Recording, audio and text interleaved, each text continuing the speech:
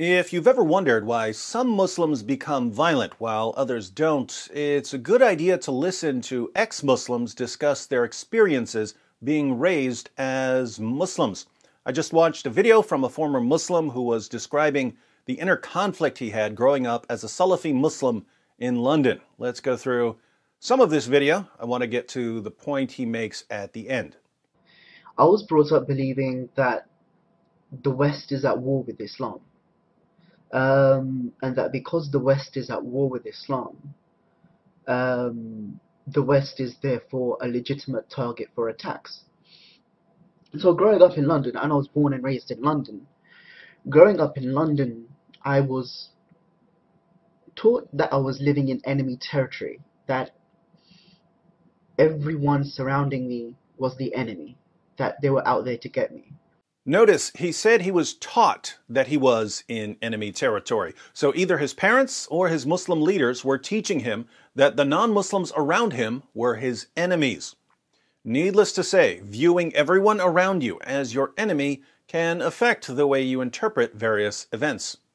And it was within this kind of mentality that when 9/11 happened and all the conspiracy theories started flying around about the Americans making it up and doing it so that they could have an excuse to invade Muslim countries, I believed them because it fitted with what I believed in, with what I had been taught.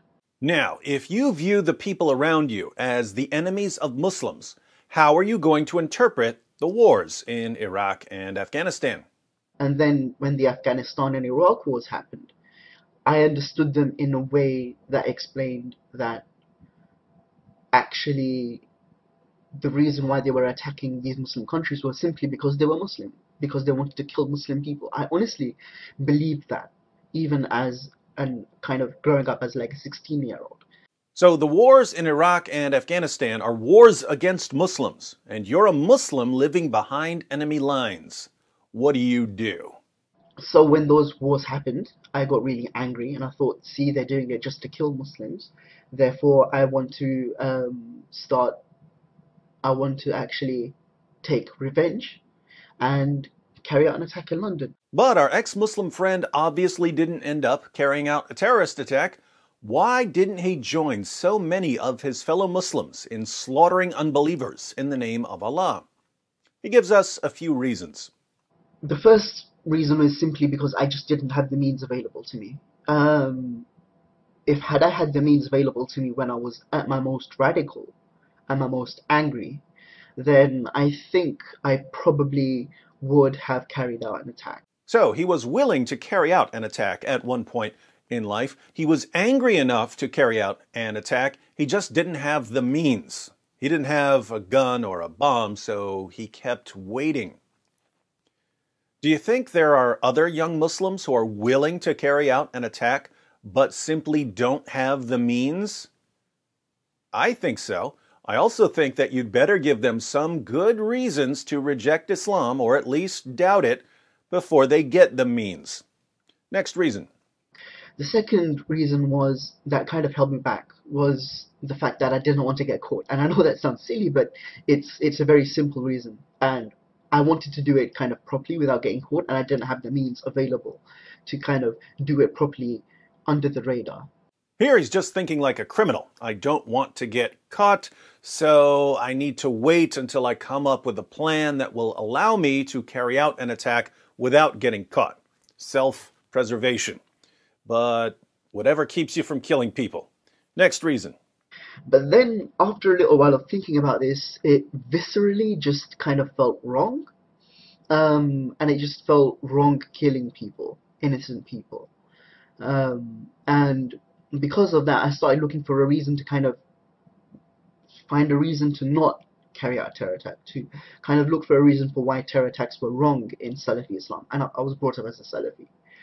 And I sought those interpretations and explanations out, and I found them. His conscience got to him. Glad this guy's not a psychopath. He simply felt that it was wrong to kill innocent people. And so he started looking for some justification within Salafi Islam not to wage jihad. Pretty creepy when you have to struggle to find reasons in your religion not to slaughter people. But he says he found such reasons. Because you're a British citizen, you have, in effect, an agreement with the British state saying that you will not carry out attacks. Therefore, you should not carry out attack. You should not carry out attacks because carrying out attacks will go against that agreement. And I found this convincing, and I stopped myself from carrying out attacks. Because you're a British citizen, you're under a kind of agreement with your country not to attack it. I've heard people like Anjem Choudary say the same thing. Anjem Choudary is clearly a fan of jihad, but when he's asked why he shouldn't be considered dangerous, he says that Muslims in Great Britain have an agreement with Great Britain not to attack it. Putting all of this together, we can see once again that there are different kinds of Muslims. There are Muslims who love their countries and would never dream of attacking their fellow citizens. But there are Muslims who believe that they're in enemy territory, living in countries that they believe are at war with Islam. What are they supposed to do? Well, if they're looking for a reason not to attack the non-Muslims around them, they can find a reason not to attack. They can say, you know, there's a kind of contract at work, a contract between me and my country, and I'm not going to violate that contract.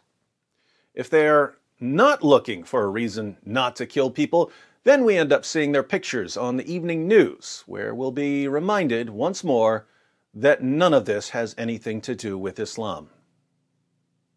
I'm starting to think that this has something to do with Islam.